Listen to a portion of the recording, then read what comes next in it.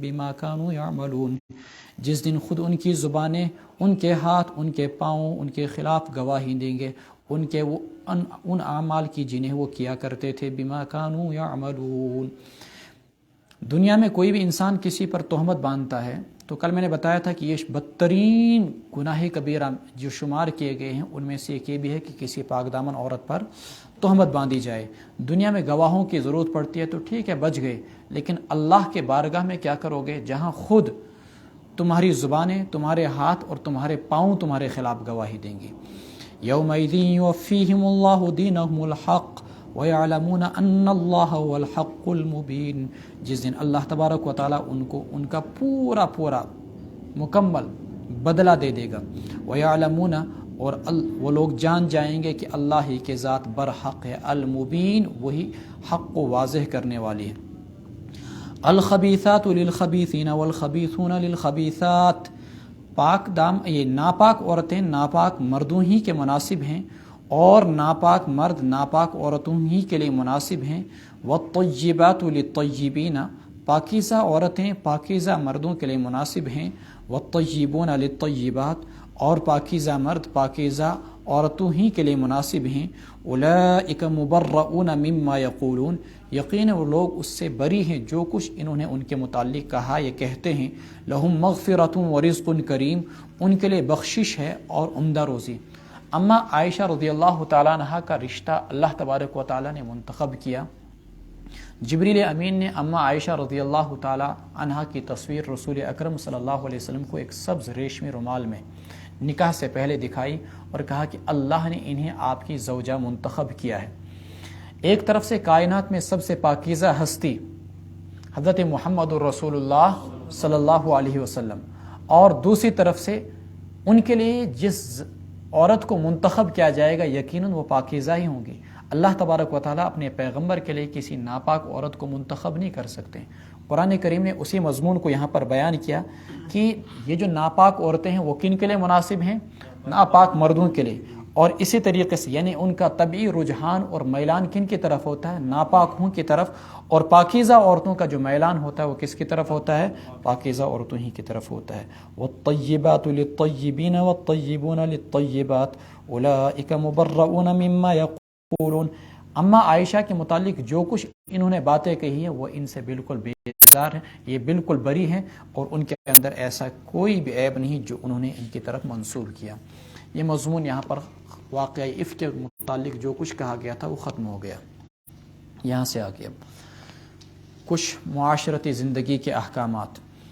یا ایہا الذین آمنوا، اے ایمان والو، لا تدخلوا بیوتا غیر بیوتکم، مت داخل ہو تم ان گھروں میں جو تمہارے گھر نہیں، حتی تستأنسوا، اپنے گھروں کے سوا دوسروں کے گھروں میں، جب تک کہ تم انہیں اجازت نہ لے لو، وتسلموا علی اہلہا، اور انہیں تم سلام نہ کر لو، ذالکم خیر لکم لعلکم تذکرون، یہ تمہارے لیے بہتر ہے تاکہ تم نصیحت حاصل کرو۔ اس آیت کے اندر تین چیزیں آئی۔ اگر آپ کا اپنا گھر ہے تو اس میں آپ بغیر اجازت کے داخل ہو سکتے ہیں، لیکن بہتر یہ ہے کہ کھانس لیں۔ مثلا گھر اپنے ہونے سے مراد یہ ہے جہاں آپ کی اہلیہ رہتی ہیں یا جہاں آپ کے بچے رہتے ہیں۔ لیکن اگر کہیں پر آپ کی والدہ رہتی ہے، اللہ کے رسول علیہ الصلوۃ والسلام نے کہا کہ اجازت لے کر داخل ہو۔ ایک صحابی نے کہا یا رسول اللہ میرا گھر ہے، میری ماں ہے۔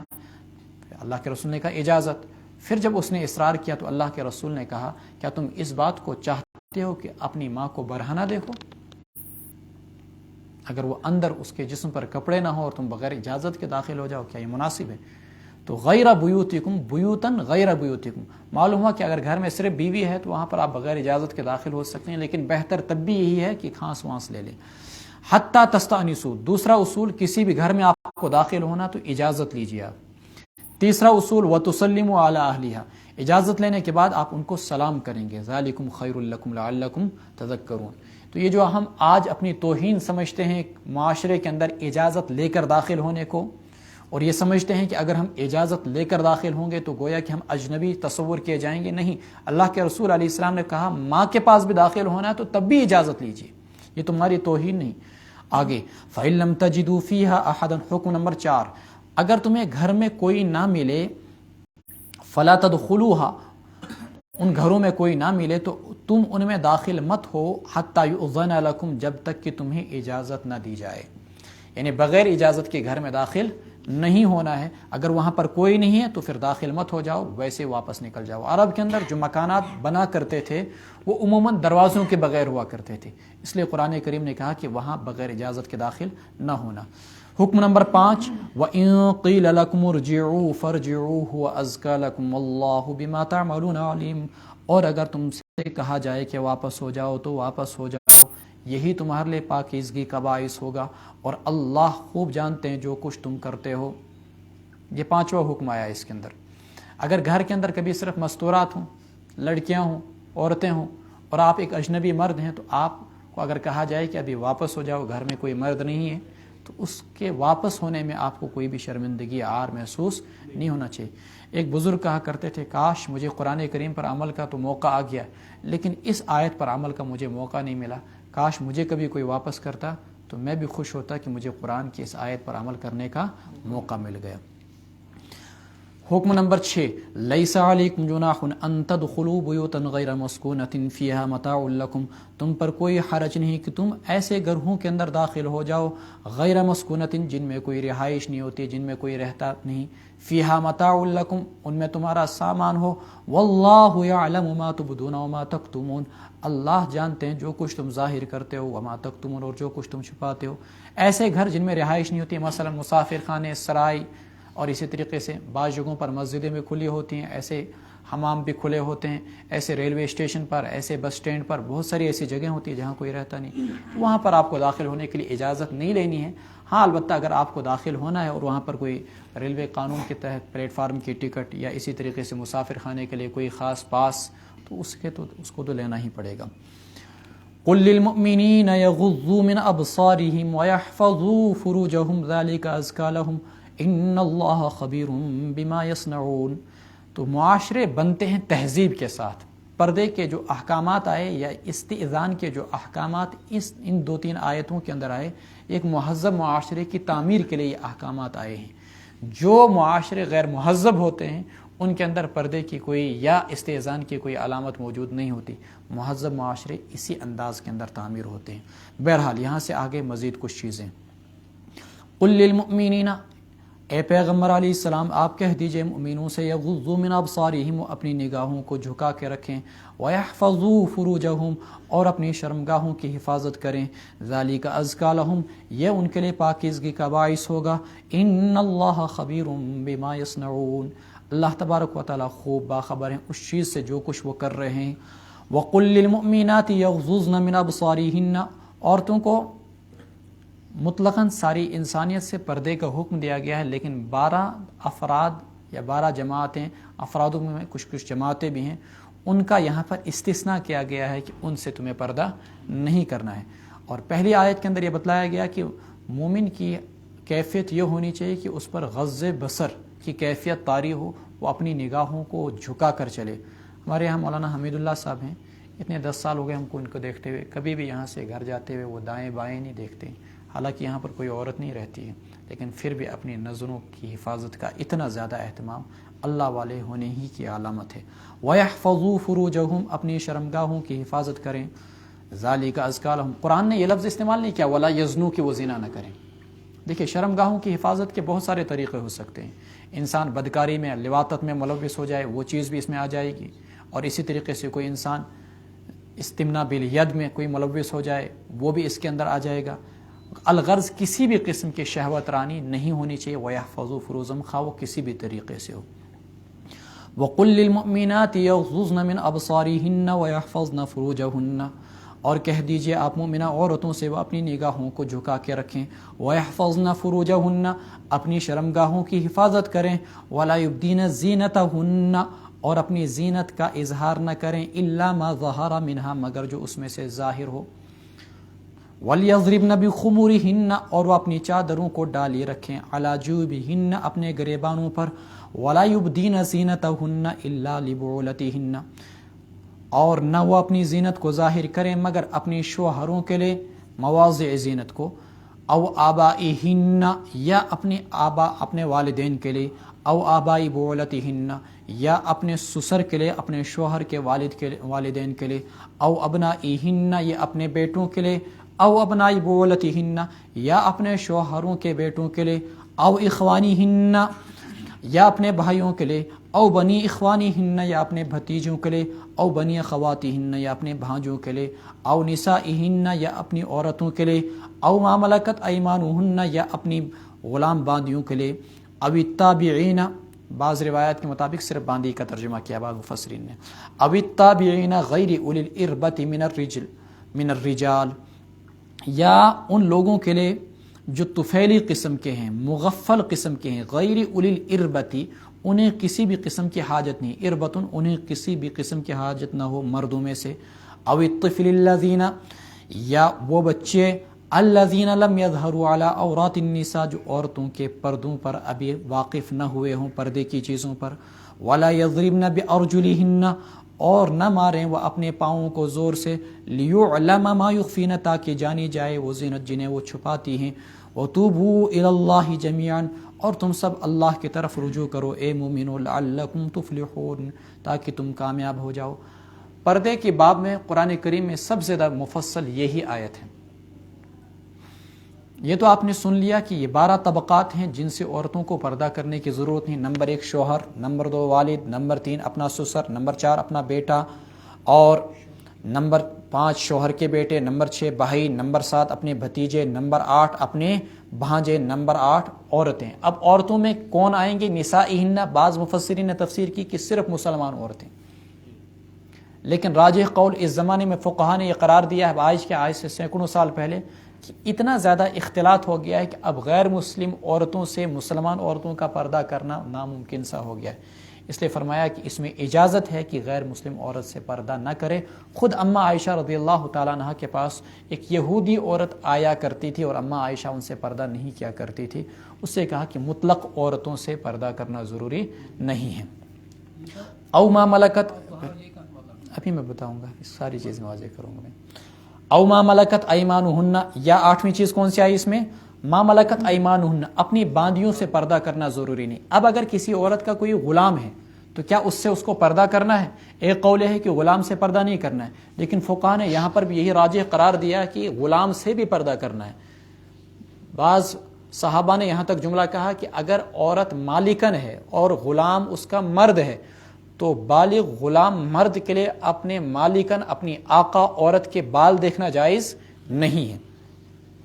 پھر اس کے بعد او التابعین غیر اولی الاربۃ من الرجال، اس میں کہا گیا کہ وہ مرد جو مغفل قسم کے ہیں، تابعی طفیلی قسم کے۔ عرب کے اندر کچھ لوگ ایسے ہوا کرتے تھے، بدحواس قسم کے لوگ، مغفل قسم کے لوگ، احمق قسم کے لوگ، ان کو اس سے واسطہ نہیں ہوتا تھا کہ کہاں عورت کہاں مرد کہاں کیا، ان کو اپنے کھانے سے واسطہ ہوتا تھا۔ بس جہاں کھانا مل جائے، جہاں گھر کوئی کھلا مل جائے، دروازہ کھلا مل جائے، اندر گھس کے کھانے کے لیے پہنچ جایا کرتے تھے، تو عقل کے لحاظ سے کمزور سے ہوا کرتے تھے۔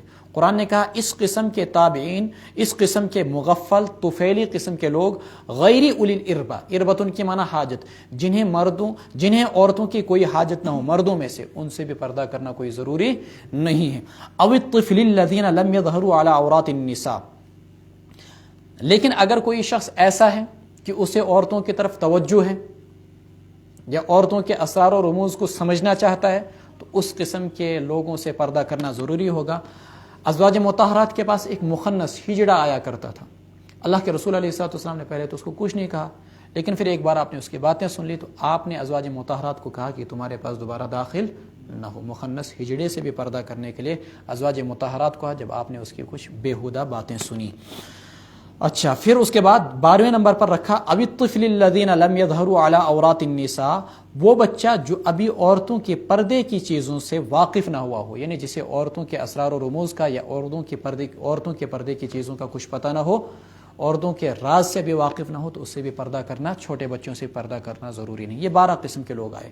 اب یہاں پر ایک مسئلہ آیا کہ کیا عورت کو چہرے کا، ہاتھ کا، پاؤں کا پردہ کرنا بھی ضروری ہے یا نہیں؟ صحابہ میں سے عبداللہ ابن مسعود رضی اللہ تعالیٰ عنہ کا قول یہ ہے کہ عورت کے لیے اپنے چہرے کا، اپنے ہاتھ کا اور اپنے پاؤں کا بھی غیر محرم سے پردہ کرنا ضروری ہے. ان 12 لوگوں سے تو پردہ کرنا ضروری نہیں، لیکن کیا اجنبی لوگوں سے بھی پردہ کرنا ضروری ہے یا نہیں؟ عبداللہ ابن مسعود نے کہا کہ اپنے چہرے اور ہاتھ اور پاؤں کا اجنبی لوگوں سے بھی پردہ کرنا ضروری ہے. سعید ابن جبیر رضی اللہ تعالیٰ نے کہا کہ چونکہ انسان کو کام کرتے ہوئے بکثرت اپنے چہرے اور اپنے ہاتھ کو کھلا رکھنے کی نوبت آتی ہے، اس لیے چہرے اور ہاتھ کا پردہ نہیں. اور متقدمین حنفیہ کا یہی قول ہے، پرانے جو حنفی علماء ہیں. لیکن ماں بعد والے فقہائے حنفیہ نے اس بات پر فتویٰ دیا کہ زمانے کے اندر فتنوں کی کثرت کی وجہ سے اب چہرے کا پردہ بھی ضروری ہے. اور چونکہ سارے کے سارے فتنوں کی آماج گاہ یہ آنکھ ہے، یہ آنکھ جب کھلی رہی اور جب بھی کوئی شخص کسی عورت کو دیکھ کر فدا ہوتا ہے تو اس کے چہرے کو دیکھ کر فدا ہوتا ہے، اس لیے غیر محرم مرد سے اپنے چہرے کا اور اپنے ہاتھوں کا بھی پردہ کیا جائے. الا ما ظہر منہا کا یہی مطلب ہے کہ جسم کے وہ اعضاء جو ظاہر ہیں، وہ کون سے؟ ہاتھ، پاؤں اور اسی طریقے سے چہرہ. تو یہ جو 12 افراد ہیں، ان میں سے شوہر کے سوا جو باقی 11 بچ جاتے ہیں، ان کے سامنے جسم کے ان 3 چیزوں کو تو آپ کھول سکتے ہیں. کس کو؟ چہرے کو، ہاتھ کو، پاؤں کو. ٹھیک ہے کہ نہیں؟ لیکن شوہر کے سامنے پورے جسم کو کھولنے کی اجازت ہے، اس میں کوئی حرج نہیں ہے. تو الا ما ظہر منہا کی یہی تفسیر کی گئی ہے. ولا یبدین زینتہن، اپنی زینت کو ظاہر نہ کریں، یعنی مواضع زینت. مواضع زینت چہرہ، ہاتھ اور پاؤں. ولا یضربن بارجلہن لیعلم ما یخفین من زینتہن، اور نہ ماریں عورتیں اپنے پاؤں کو زور سے، لیعلم یعنی عموماً عورتیں پازیب لگا کے رکھا کرتی تھیں یا دوسرے قسم کا زیور، تاکہ ان کی کھلی ہوئی زینت ظاہر ہو جائے. کبھی کبھی عورتیں زور سے پاؤں مارتی ہیں، چپل اس انداز کی ہوتی ہے کہ ایڑی دار چپل ہوتی ہے کہ اس کے چلنے کی ٹھک ٹھک ٹھک ٹھک کی آواز ہوتی ہے. قرآن کریم کی اس آیت میں اگر دیکھا جائے تو ایسے چپلوں کا استعمال جس میں کہ آواز کا اظہار ہو، یا ایسے زیورات کا استعمال جس میں کہ اس کی زینت ظاہر ہو جائے، عورت کے لیے جائز نہیں. اب ایک مسئلہ یہاں پر نکلتا ہے کہ جب عورت کے لیے اپنے پاؤں کی آواز ظاہر کرنا جائز نہیں ہے تو کیا عورت کی آواز میں پردہ ہوگا؟ عورت کی آواز کا پردہ ہوگا یا نہیں؟ اصل یہ ہے کہ عورت کو بلا ضرورت کسی سے بات چیت نہیں کرنی چاہیے. اس لیے شریعت کے اندر عورت کی اذان کو مکروہ کہا گیا ہے. عورت اذان نہیں دے گی. اس لیے شریعت میں یہ بھی حکم آیا کہ اگر نماز میں امام صاحب غلطی کرے اور مرد لقمہ دینے والا کوئی نہیں تو عورت لقمہ نہیں دے سکتی، بلکہ وہ اپنی تھالی بجائے گی، اس طریقے سے ہتھیلی پر ہتھیلی بجائے گی. لیکن ضرورت کے مواقع پر ازواج مطہرات کا حضرات صحابہ کرام رضوان اللہ تعالی علیہم اجمعین سے کلام کرنا ثابت ہے.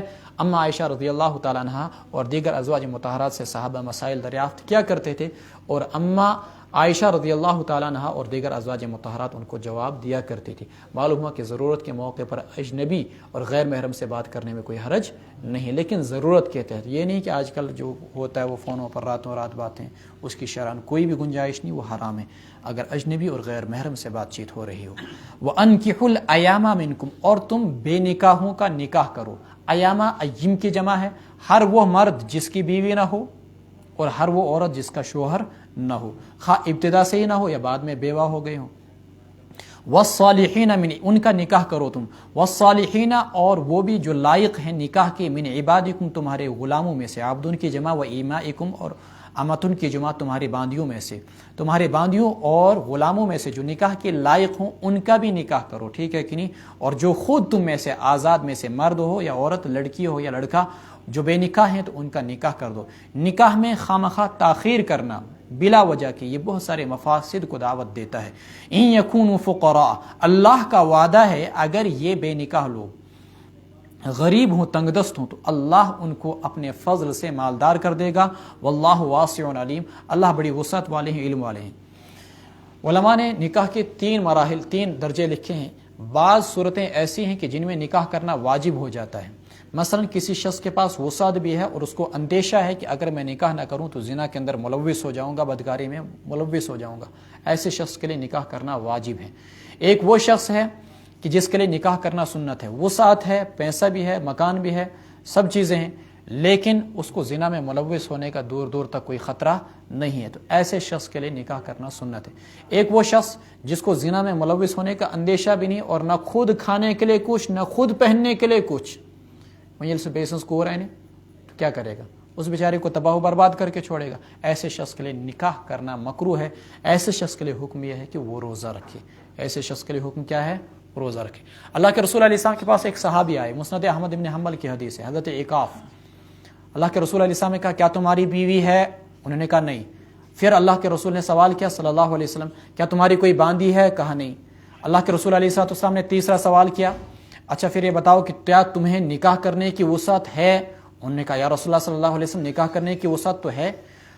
پھر اللہ کے رسول نے کہا تم تو پھر شیطان کے بھائی ہو جو وسعت اور طاقت رکھنے کے باوجود نکاح نہیں کرتے ہیں۔ تم میں سے بدترین وہ لوگ ہیں جو نکاح نہیں کرتے ہیں، جو بے نکاح ہیں تم میں سے وہ بدترین لوگ ہیں۔ یہ جملہ اس پہ غور کیجئے، بدترین ہیں تم میں سے وہ لوگ جو نکاح نہیں کرتے ہیں، اور بہترین ہیں تم میں سے وہ لوگ جو نکاح کرتے ہیں۔ اس آیت سے معلوم ہوا، اس حدیث سے معلوم ہوا کہ ضرورت کے موقع پر انسان کو نکاح سے رکنا نہیں چاہیے، اگر وسعت ہے تو نکاح فی الفور کر لینا چاہیے۔ اچھا اب اگر کسی انسان کے پاس وسعت اور طاقت نہیں ہے تو اللہ کے رسول علیہ السلام نے فرمایا الصوم جنہ، ایسے شخص کو روزہ رکھ لینا چاہیے۔ وَلْيَسْتَعْفِفِ الَّذِينَ لَا يَجِدُونَ نِكَاحًا حَتَّى يُغْنِيَهُمُ اللَّهُ مِنْ فَضْلِهِ، اور پاک دامنی اختیار کریں وہ لوگ جو نکاح کی طاقت نہیں رکھتے یہاں تک کہ اللہ ان کو اپنے فضل سے مالدار کر دے۔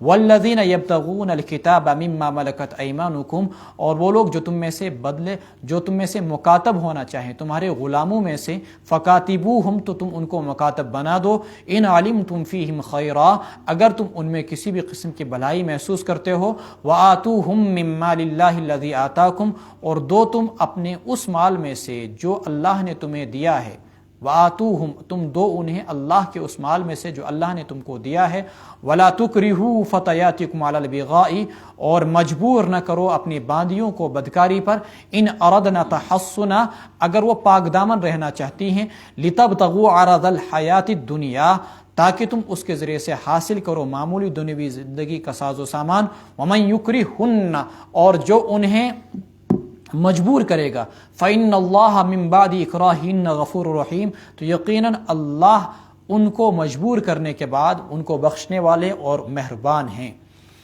اس آیت کے اندر پہلی چیز تو یہ بتلائی گئی کہ اگر کسی انسان کے پاس ٹوٹل وسعت نہیں نکاح کرنے کی تو وہ سر دست کیا کرے، عفت اختیار کرے، پاک دامنی اختیار کرے۔ پھر اس کے بعد ایک دوسرا مضمون آیا کہ اگر تمہارے غلاموں اور باندیوں میں سے کوئی شخص مکاتب بننا چاہے۔ مکاتب کیا ہوتا تھا؟ گزشتہ زمانے کے اندر غلاموں کو آقا یوں کہہ دیا کرتے تھے، مالک یوں کہہ دیا کرتے تھے کہ تم ہمیں اتنے پیسے دے دو تو تم آزاد ہو جاؤ گے، مثلا 100 دینار یا 1000 درہم ادا کرو تو تم آزاد ہو جاؤ گے۔ قرآن کریم نے کہا چونکہ اسلام انسانیت سے غلامی کو مٹانے کے لیے آیا ہے، تو قرآن کریم نے کہا کہ اگر تمہارے غلاموں میں سے کوئی مکاتب بننا چاہے تو تم اس کو مکاتب بنا دو۔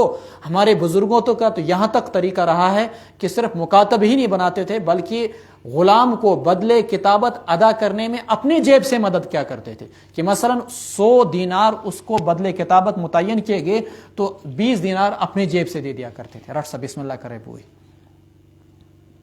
پھر اس کے بعد اگلا مضمون آیا وَآتُوهُم مِّن مَّالِ اللَّهِ الَّذِي آتَاكُمْ وَلَا تُكْرِهُوا فَتَيَاتِكُمْ عَلَى الْبِغَاءِ۔ اگلا مضمون یہ آیا کہ مدینہ طیبہ کے اندر ایک منافق تھا، عبداللہ ابن ابی، نام سنا ہوگا آپ نے، رأس المنافقین۔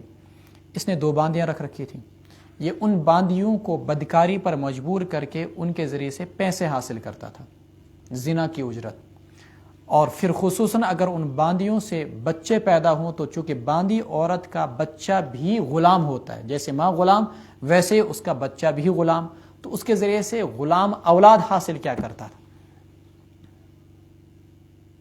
قرآن کریم نے اسی پر یہ آیت فرمائی، وہ دونوں باندیاں اللہ کے رسول علیہ السلام کے پاس شکایت لے کر آئی، یا رسول اللہ ہم گنہگار تو نہیں ہوں گے، ہمارا آقا ہمیں بدکاری پہ مجبور کرتا ہے۔ قرآن کریم نے اس پر فرمایا وَلَا تُكْرِهُوا فَتَيَاتِكُمْ عَلَى الْبِغَاءِ، اپنی باندیوں کو بدکاری پر مجبور نہ کرو، ان اردنا تحصنا، اگر وہ پاک دامن رہنا چاہتی ہیں۔ یہ قید احترازی نہیں، قید اتفاقی ہے، یعنی بالخصوص جبکہ وہ پاک دامن بھی رہنا چاہتی۔ اس کا یہ مطلب نہیں ہرگز کہ کوئی عورت اگر پاک دامن نہیں رہنا چاہتی ہے تو اس کو بدکاری پر مجبور کیا جا سکے، نہیں، یہ مطلب نہیں۔ مطلب یہ کہ بالخصوص یہ جو اس وقت متعلقہ واقعہ ہے اس میں یہ پاک دامنی حاصل کرنا چاہتی ہیں اور تم زبردستی ان کو بدکاری پر مجبور کر رہے ہو۔ لِتَبْتَغُوا عَرَضَ الْحَيَاةِ الدُّنْيَا، تاکہ ان کے ذریعے سے پیسے کماؤ، بچے کماؤ۔ وَمَن يُكْرِهُنَّ، اگر تم انہیں مجبور کرتے ہو تو اللہ ان کو تو بخش دے گا لیکن تمہیں اس گناہ کی سزا ملے گی۔ وَلَقَدْ أَنزَلْنَا إِلَيْكُمْ آيَاتٍ مُبَيِّنَاتٍ وَمَثَلًا مِّنَ الَّذِينَ خَلَوْا مِن قَبْلِكُمْ، اور ہم نے تمہاری طرف واضح آیات اتاری، وَمَثَلًا مِّنَ الَّذِينَ خَلَوْا مِن قَبْلِكُمْ، اور واقعات ان لوگوں کے جو تم سے پہلے گزرے، وَمَوْعِظَةً، اور نصیحت لِلْمُتَّقِينَ، کن کے؟ متقیوں کے۔ اللہ نور السماوات والارض، اب یہ قرآن کریم کی ایک جامع اور زبردست ترین آیت، اللہ ہی آسمان و زمین کے نور ہیں۔ مفسرین نے ترجمہ کیا نور کا منور سے، اللہ ہی زمین و آسمان کو منور کرنے والے ہیں۔ مثل نوری ہی، اللہ کے نور کی مثال کمشکاتن، جیسے کہ ایک طاقچہ ہے، ایک طاق ہے، فیہ مصباح، جس میں کی بلب ہے، جس میں کہ چراغ ہے، المصباح چراغ، فی زجاجتن شیشے میں ہے، آئینے میں ہے، شیشے میں ہے، الزجاجۃ، اور وہ شیشہ بھی ایسا ہے کأنہا کوکبن، گویا کی ستارہ ہو، دریٌ چمکتا ہوا، یوقد، اسے روشن کیا جاتا ہو، من شجرۃ مبارکۃ زیتونۃ، ایک بابرکت درخت زیتون سے، لا شرقیۃ ولا غربیہ، نہ تو اس کے مشرقی جانب میں کوئی آڑ ہو اس درخت کے، ولا غربیۃ، اور نہیں مغربی جانب میں کوئی آڑ ہو، یکاد زیتھا یضیء، قریب ہے کہ اس کا تیل خود بخود ہی روشن ہو جائے، اگرچہ اس کو آگ بھی نہ چھوئے، نور علی نور، روشنی پر روشنی، نور پر نور، یہدی اللہ لنورہ، اللہ جسے چاہتا اپنے نور کی طرف رہنمائی کرتا ہے، ویضرب اللہ الامثال، اللہ مثالوں کو بیان کرتا ہے لوگوں کے سامنے، واللہ بکل شیء علیم، اللہ ہر چیز کو خوب جاننے والے ہیں۔ ایک یہاں پر مثال ہے، ایک ممثل لہو ہے۔ مثال کیا ہے؟ مثال اللہ نے ایک دی، ایک طاقچہ ہے، جیسے یہیں پر آپ ایک طاقچہ لے لیں، اس طاقچے کے اندر کمشکات فیہا مصباح، اس کے اندر ایک چراغ ہے، ٹھیک ہے کہ نہیں؟ اور مصباح بھی وہ کس کے اندر ہے؟ باضابطہ شیشے کے اندر ہے۔ اس پر گوڑی کی زمانہ سے تو ایسے اشمت لمپ ہو ساسن، ٹھیک ہے؟ المصباح فی زجاجہ، اور الزجاجۃ کأنہا کوکب، وہ شیشہ اتنا صاف و شفاف ہے گویا کہ چمکتا ہوا ستارہ، یوقد من شجرۃ مبارکۃ، پھر اس کے بعد اس چراغ کو روشن کیا جاتا ہے کس سے؟ ایک ایسے تیل سے جو انتہائی بابرکت تیل ہے۔ تیلوں کی بہت ساری قسمیں ہیں، وہ ہمارا آج کل کے زمانے کا پیٹرول بھی ہو سکتا ہے، مٹی کا بھی تیل بھی، لیکن اس چراغ کو جو روشن کیا جا رہا ہے کس تیل کے ذریعے سے؟ زیتون کے تیل سے، جو کہ انتہائی بابرکت درخت کا تیل ہے۔ اور زیتون کا کون سا درخت؟ وہ درخت جو کسی میدان میں ہو، اور میدان میں اس انداز میں کہ مشرقی طرف، مشرقی جانب میں بھی کوئی آڑ نہیں، دھوپ سے رکاوٹ نہیں، 12 کے 12 گھنٹے اس درخت پر دھوپ پڑتی ہے، نہ مشرق طرف سے کوئی آڑ، نہ مغرب کی جانب سے کوئی آڑ، کھلے میدان کے اندر یہ درخت ہے۔ ایسے درخت کی تیل کی خاصیت یہ ہوتی ہے کہ وہ زیادہ صاف و شفاف ہوتا ہے، وہ زیادہ اچھا اور عمدہ ہوتا ہے۔ تو اس درخت کا یہ تیل ہے جس کے ذریعے سے اس چراغ کو روشن کیا جا رہا ہے۔ یکاد زیتھا یضیء، یہ تیل اتنا صاف و شفاف ہے کہ قریب ہے کہ خود ہی روشن ہو جائے، خواہ اس کو آگ نہ لگائی جائے، اس کو تیلی نہ دی جائے۔ وَلَوْ لَمْ تَمْسَسْهُ نَارٌ نُورٌ عَلَى نُورٍ، یہ تو آپ نے مثال سمجھی۔ اب مثال کے بعد ممثل لہو، کس چیز کے ساتھ اس کو تشبیہ دی گئی؟ فرماتے ہیں اس کو تشبیہ دی گئی ہے حضرت ابی بن کعب رضی اللہ تعالیٰ عنہ فرماتے ہیں مومن کے سینے سے، مومن کے دل سے، اور مومن کے دل کے اندر اترنے والے نور ہدایت سے۔ مومن کا سینہ کمشکات طاقچے کی طرح ہے، اور مومن کا دل کا زجاج، وہ کس کی طرح ہے؟ آئینے اور شیشے کی طرح ہے۔ اس کے اندر ایک اللہ تبارک و تعالی، جیسے یہاں پر کہا گیا مصباح، اس کے اندر سے چراغ ہے۔ یہ مومن کے دل کے اندر ہدایت کا نور ہے، ایمان کا نور ہے، قرآن کا نور ہے، اور اسے روشن کس سے کیا جاتا ہے؟ وحی کے ساتھ اتصال کے ذریعے سے، وحی کے ساتھ اتصال کے ذریعے سے اللہ تبارک و تعالیٰ کے ساتھ جو تعلق بندہ مومن کا ہوتا ہے، اس کے ذریعے سے اللہ تبارک و تعالیٰ مومن کے دل کے اندر نور ہدایت کو، نور ایمان کو مزید منور کرتے ہیں۔ یہد اللہ لنورہ من یشاء۔ معلوم ہوا کہ آپ یہاں قرآن کریم کی تعلیم حاصل کرنے کے لیے آئے، آپ جمعہ کی نماز کے لیے آئے، ہمارے بچے مدرسے کے اندر دینی تعلیم حاصل کرنے کے لیے آئے۔ اللہ تبارک و تعالیٰ ان کے دلوں کے اندر، یا آپ مسجد میں آتے ہیں نماز پڑھنے کے لیے، اللہ تبارک و تعالیٰ ہمارے اور آپ کے دلوں کے اندر نور ہدایت کو خود ہی چمکاتا ہے، لیکن بشرطے کہ انسان کے اندر طلب ہو۔ یہد اللہ لنورہ من یشاء ویضرب اللہ الامثال للناس واللہ بکل شیء علیم۔ اللہ ہر چیز کو جاننے والے ہیں۔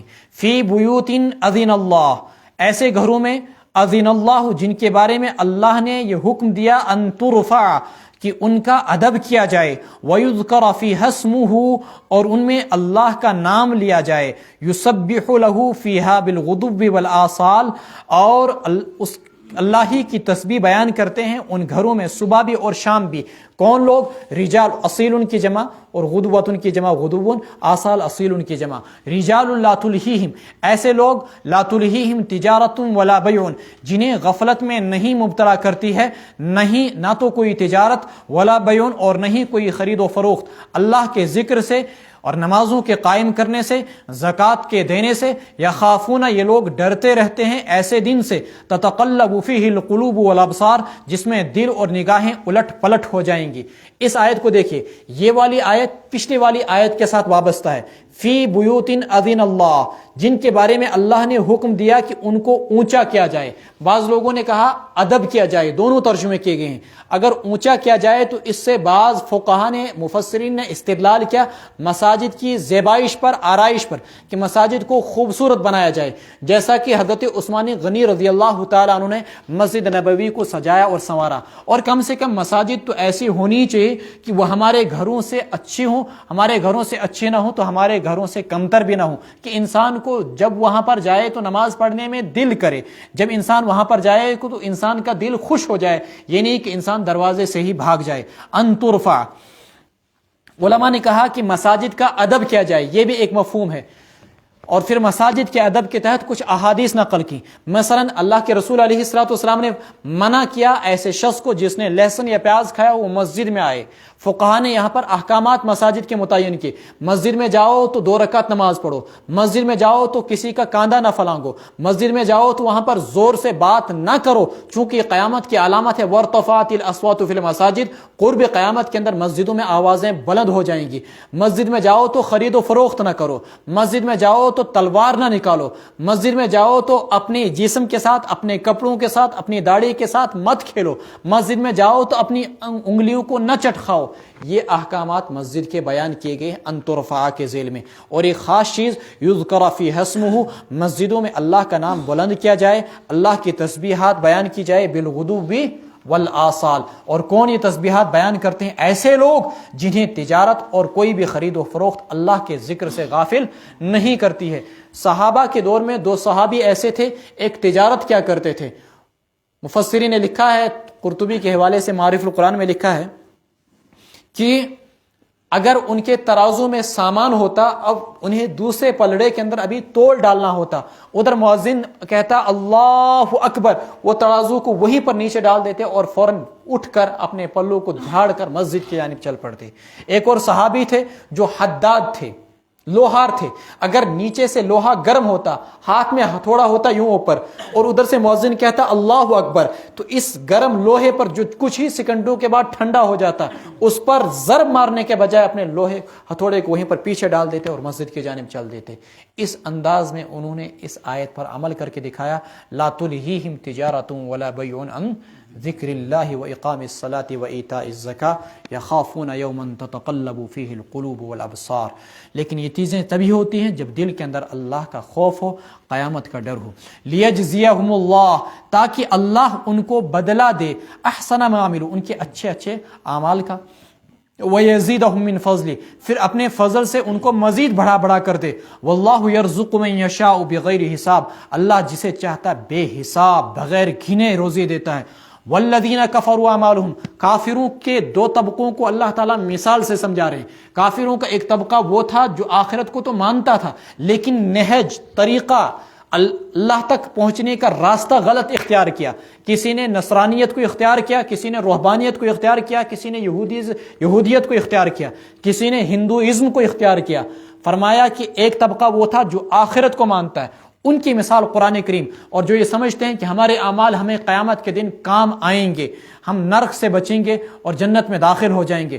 قرآن ان کے متعلق کہتا ہے والذین کفروا اعمالہم وہ لوگ جنہوں نے کفر کیا، اعمالہم ان کے اعمال کی مثال کسراب بقیعۃ جیسے کہ ایک سراب ہو۔ سراب کسے کہتے ہیں؟ گزشتہ زمانے کے اندر جب پیاسا صحرا کا، ریگستانوں کا سفر کیا کرتا اور پھر اسے شدید پیاس لگتی، اس کے ساتھ پانی نہ ہوتا تو پھر دور وہ نظر ڈالتا، اس کو ریت کے چمکتے ہوئے ذرات دماغ کے مبہوت ہو جانے کی وجہ سے دریا محسوس ہوتے، پھر وہ دوڑ کر ریت کے ان ذرات تک پہنچتا یہ سمجھ کر کہ میں پانی پی رہا ہوں، یہ اس کی ہلاکت کا وقت ہوتا، یہ ریت کے ذرات کو اٹھاتا اور منہ میں ڈالتا اور دماغ مبہوت ہونے کی وجہ سے تصور کرتا میں پانی پی رہا ہوں۔ ایسا ہی کچھ کافر کا بھی مسئلہ ہے، یہ اپنی نیکیوں کو سمجھ رہا ہے کہ قیامت کے دن مجھے یہ کام آئیں گے، یہ میرے لیے پانی کی دریا کی طرح ہے، حالانکہ یہ پانی کا دریا اس کے اعمال نہیں ہے بلکہ یہ ریت کے ذرات ہیں جو اس کے کسی کام میں مصیبت کے وقت نہیں آ سکتے۔ کسراب بقیعۃ، کسی کھلے میدان کے اندر، قیعۃ قیار یحسبہ الظمآن ماء، جنہیں پیاسا خیال کرتا ہے پانی، حتی اذا جاءہ، یہاں تک کہ جب وہ ان ریت کے ذرات کے پاس، سراب کے پاس پہنچتا ہے، لم یجدہ شیئا، تو وہاں وہ کچھ بھی نہیں پاتا ہے، ووجد اللہ، ایسے کافر پائے گا کل قیامت کے دن اپنے اعمال کے بجائے کس کو اپنے سامنے؟ اللہ کو پائے گا، عندہ فوفاہ حسابہ، اللہ پھر اس کو پورا پورا حساب لے لیں گے، واللہ سریع الحساب، اللہ آنن فانن حساب لینے والے ہیں۔ پھر دوسرے کافر وہ ہیں جو آخرت کو مانتے ہی نہیں، جو بعض بادل کے منکر، بعض بادل موت کے منکر ہیں، قیامت کے منکر، جنت کے منکر، جہنم کے منکر۔ قرآن نے کہا او کظلمات، یا جیسے کہ تاریکیاں ہوں، فی بحر، کہاں پر؟ سمندر میں۔ سمندر میں ویسے بھی تاریکیاں زیادہ ہوتی ہیں، کس سمندر میں؟ لجین، گہرے سمندر کے اندر۔ بعض جگہ سمندر کی گہرائی 11 کلومیٹر تک ہوتی ہے، گہرا سمندر۔ یغشاہ موج، اور تاریکیاں سمندر کی گہرائی کے اندر، یغشاہ موج، اوپر سے موج، من فوقی موج، پھر موج کے اوپر ایک دوسری موج، من فوقی سحاب، پھر اوپر سے بادل۔ سوچے کہ سمندر کی تہ کے اندر کس قسم کی اس وقت تاریکیاں ہوں گی۔ من فوقی سحاب، اوپر سے بادل، ظلمات بعضها فوق بعض، یہ تاریکیاں ہیں، بعضها فوق بعض، بعض کے اوپر۔ اسی قسم کی تاریکیوں کے اندر نہ اسے آخرت کا پتہ، نہ جنت کا پتہ، نہ جہنم کا پتہ، نہ اپنے پیدا کرنے والے کا پتہ، نہ قرآن کا پتہ، نہ رسول کا پتہ۔ ایسی تاریکیوں کے اندر کون لوگ جی رہے ہیں؟ کفار جی رہے ہیں۔ اذا اخرج یدہ، ایسی تاریکی کے اندر کہ جب وہ اپنا ہاتھ بھی نکالے، لم یکد یراہا، تو اسے بھی نہ دیکھ سکے۔ ومن لم یجعل اللہ لہ نورا فما لہ من نور، اور جس کی رہنمائی کے لیے اللہ روشنی نہ بنائے نا، اس کے لیے کہیں سے کوئی روشنی نہیں آ سکتی ہے۔ الم تر ان اللہ یسبح له من فی السماوات والارض والطیر الصافات، کیا آپ نے نہیں دیکھا کہ اللہ ہی کی تسبیحات بیان کرتی ہیں وہ ساری کے ساری مخلوقات جو آسمانوں میں ہیں، جو زمین میں ہیں، والطیر الصافات، اور پرندے بھی قطار در قطار، کل قد علم صلاتہ، سبھی کو اپنی بندگی کا طریقہ معلوم ہے اور اپنی تسبیح، واللہ علیم بما یفعلون، اللہ جانتے ہیں جو کچھ وہ کرتے ہیں۔ اس آیت سے بھی یہ ثابت ہوتا ہے کہ یہ باضابطہ جتنی بھی مخلوقات ہیں اللہ کی تسبیحات بیان کرتی ہیں۔ بعض مفسرین نے اس کی یہ تشریح کرنے کی کوشش کی کہ گویا کہ وہ اللہ کی نافرمانی کرنے پر قادر نہیں ہے، وہ زبان حال سے اللہ کی بندگی کرتے ہیں، زبان قال سے نہیں۔ ٹھیک ہے کہ نہیں؟ لیکن اگر دیکھا جائے تو قرآن کریم کے جا بجا الفاظ یہ کہتے ہیں کہ نہیں، یہ زبان قال سے بھی تسبیح بیان کرتے ہیں، لیکن ضروری نہیں ہے کہ سب ہماری زبان میں تسبیح کریں۔ ایک چائنیز شخص اللہ سے دعا کر رہا ہو، چائنیز شخص اللہ کی تسبیح بیان کر رہا ہو، ہمیں سمجھ میں نہیں آتی تو کیا ہم اس کو کافر کہیں گے؟ پرندے اللہ کی تسبیح بیان کرتے ہیں، مخلوق اللہ کی تسبیح بیان کرتے ہیں، ہمیں وہ تسبیح سمجھ میں نہیں آتی تو اس کا کیا مطلب؟ وہ اللہ کی تسبیح نہیں کرتے ہیں۔ وَلِلَّهِ مُلْكُ السَّمَاوَاتِ وَالْأَرْضِ وَإِلَى اللَّهِ الْمَصِيرُ، سارے آسمانوں اور زمینوں کی بادشاہت اللہ ہی کے پاس ہے، سارے آسمانوں اور زمینوں کی بادشاہت، وَإِلَى اللَّهِ الْمَصِيرُ، اور اللہ ہی کی طرف سب کو واپس ہونا ہے، واپسی کا ٹھکانہ اللہ ہی کے پاس ہے۔ أَلَمْ تَرَ أَنَّ اللَّهَ يُزْجِي سَحَابًا ثُمَّ يُؤَلِّفُ بَيْنَهُ، یہ چونکہ مشکل سے آیت ہے میں پہلے اس کی لغت بتاتا ہوں۔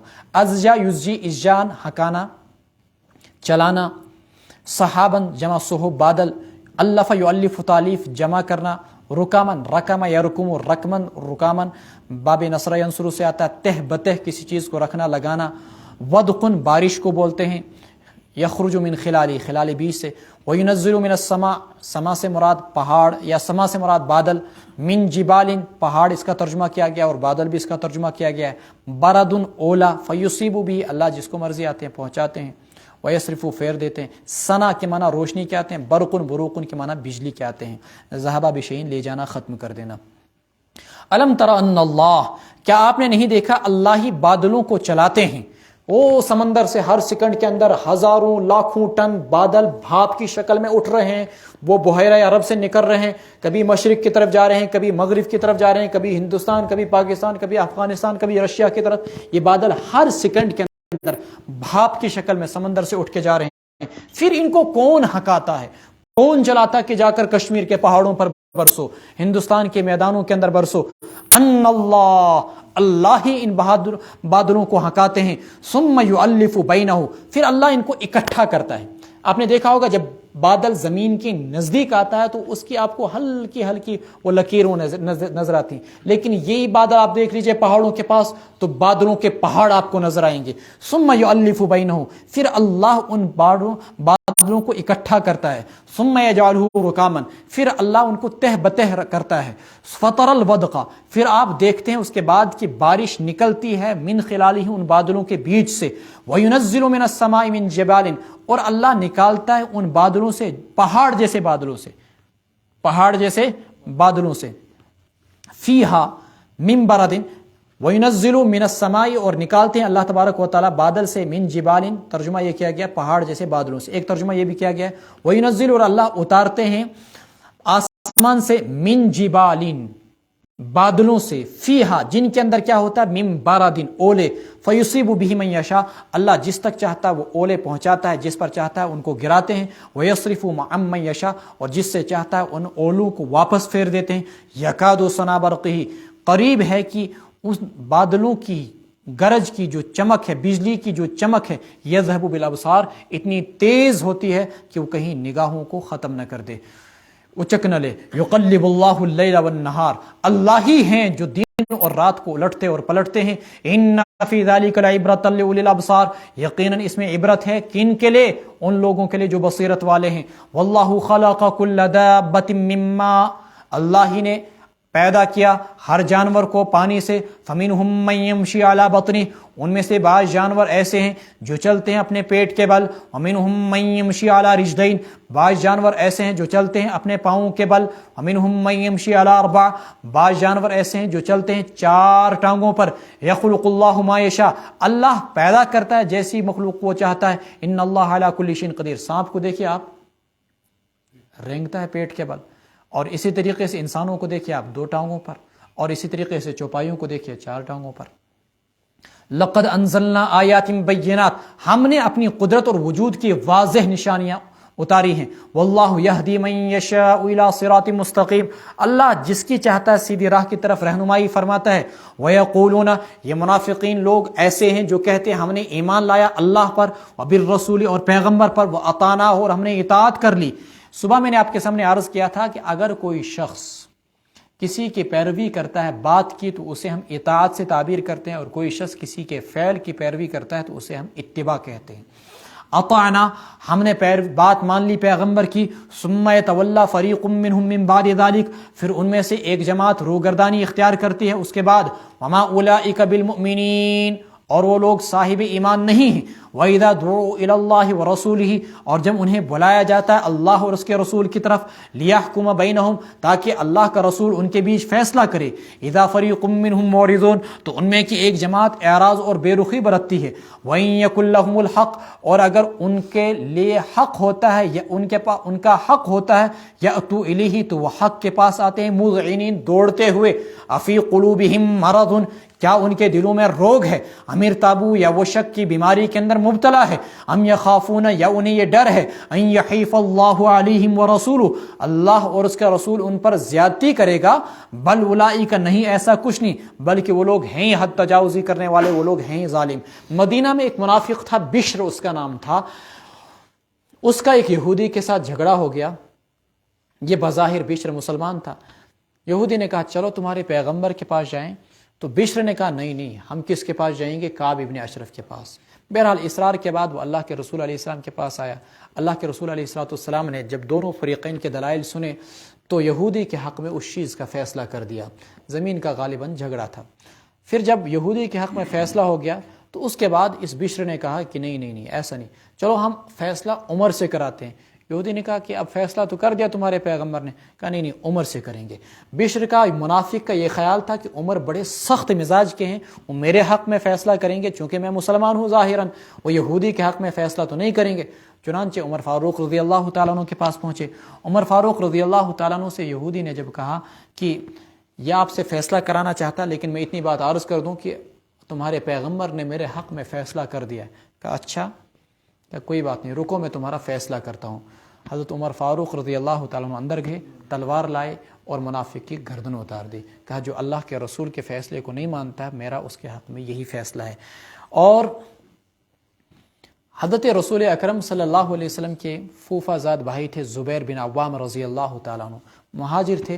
مقام حرہ میں ان کی زمین تھی, مدینہ منورہ کے اندر ہی. ان کی زمین کے پاس اور پڑوس کے اندر ایک اور انصاری کی زمین تھی. تو انصاری کا تقاضا یہ تھا کہ پہاڑوں سے جو پانی آ رہا ہے آپ اپنے باغ کو سیراب نہ کر کے پانی ڈائریکٹ میری زمینوں میں آنے دیں. تو دونوں کے درمیان جھگڑا ہو گیا. اللہ کے رسول علیہ السلام کے پاس گئے. اللہ کے رسول علیہ السلام نے حضرت زبیر سے کہا, زبیر اسقی یا زبیر اپنی زمین کو سیراب کرو, ثم ارسل الماء الی جارک, پھر اس کے بعد پانی کدھر چھوڑو, اپنے پڑوسی کی طرف. تو اس انصاری نے آگے سے کہا ان کان ابن عمتی کا یا رسول اللہ, آپ ایسا اس لیے کہہ رہے ہیں کہ آپ کی پھوپھی کا لڑکا ہے. اس پر اللہ کے رسول علیہ السلام شدید غضبناک ہو گئے اور آپ نے فرمایا کہ علم عادل فمن یعدل, یا زبیر اسقی, پہلے تو اپنے باغ کو سیراب کر, ثم محبس الماء, پھر پانی کو روک دے یہاں تک کہ وہ دیواروں تک پہنچ جائے. کیوں, پانی اصلاً تمہارا حق ہے, پہاڑ سے متصل تمہاری زمین ہے, تو تم اگر اپنا پانی اس کو جانے دے رہے ہو تو تمہارا اس پر احسان ہے. لیکن یہ کیا کہتا ہے, تو سو حکراو پن باغ تو مینس باغ استراو آپ, یہ تو نہیں ہو سکتا اس قسم کا ظلم کیا جائے. ایسے لوگوں کے متعلق یہ آیات نازل ہوئی, فلا وربک لا یؤمنون حتی یحکموک فیما شجر بینہم, یا یہاں پر یہ جو آیت ہے یہ بھی اس کا شان نزول بیان کیا گیا ہے. اذا دعوا الی اللہ ورسولہ, جب انہیں کہا جاتا چلو اللہ اور اس کے رسول سے فیصلہ کرائیں تو کیا کہتے ہیں, نہیں کعب ابن اشرف یہودی سے فیصلہ کرائیں گے, حالانکہ بظاہر ایمان کا دعویٰ. لیکن اگر ان کا اہل ایمان کے پاس کوئی حق ہوتا ہے تو اس کو لینے کے لیے دوڑے دوڑے آتے ہیں. کیا ان کے دلوں میں کوئی شک ہے, بیماری ہے, روگ ہے, یا انہیں یہ ڈر ہے کہ اللہ اور اس کے رسول ان پر زیادتی کریں گے؟ نہیں, یہ ساری چیزیں نہیں, بلکہ ان کے دلوں کے اندر یہ روگ ہے, بلکہ یہ لوگ ہیں ظالم. انما کان قول المؤمنین, یقیناً مومنوں کی بات, مومنوں کا طریقہ, اذا دعوا الی اللہ ورسولہ, جب انہیں بلایا جاتا اللہ اور اس کے پیغمبر کی جانب, لیحکم بینہم, تاکہ پیغمبر ان کے درمیان فیصلہ کرے, ان یقولوا سمعنا واطعنا, تو وہ کہتے ہیں سمعنا واطعنا, ہم نے سن لیا, ہم نے مان لیا. اولئک هم المفلحون, یہی لوگ ہیں کامیاب. ومن یطع اللہ ورسولہ, اور جو شخص اللہ اور اس کے رسول کی اطاعت کرے گا, ویخشى اللہ, اللہ سے ڈرے گا, ویتقہ, اور اللہ کی نافرمانی سے بچے گا, فاولئک هم الفائزون, تو یہی ہیں وہ لوگ جو کامیاب ہیں. واقسموا باللہ جہد ایمانہم, یہ اللہ کی قسمیں کھاتے ہیں زور لگا کر منافقین. لئن امرتہم, اگر آپ ان کو حکم دیں گے, لا یخرجن, یقیناً وہ جہاد میں نکلیں گے. قل لا تقسموا, آپ کہہ دیجئے مت قسمیں کھاؤ. طاعت معروفہ, تمہاری فرما برداری خوب معلوم ہے. ان اللہ خبیر بما تعملون, تم جو کچھ کرتے ہو اللہ اس سے خوب باخبر ہے. پہلی والی آیت کو اتنی جامع ترین قرار دیا گیا, ایک شخص نے جب یہ آیت سنی تو وہ قرآن کریم کی صداقت کا, حقانیت کا معترف ہو گیا اور ایمان قبول کیا. یہ قرآنی کا اعجاز ہو سکتا ہے کہ 4 جملوں کے اندر پوری شریعت کا خلاصہ بیان کر دے. من یطع اللہ ورسولہ ویخشى اللہ ویتقہ, 2 کام کرنے ہیں, اللہ کی اطاعت اور اللہ کے رسول کی, اور 2 کام اللہ سے ڈرنا ہے اور اللہ کی نافرمانی سے بچنا ہے. فاولئک هم الفائزون کا قرآن ہی کی صداقت ہو سکتی ہے اتنے مختصر سے جملے کے اندر پورے دین کا خلاصہ بیان کر دیا جائے. ایمان لایا.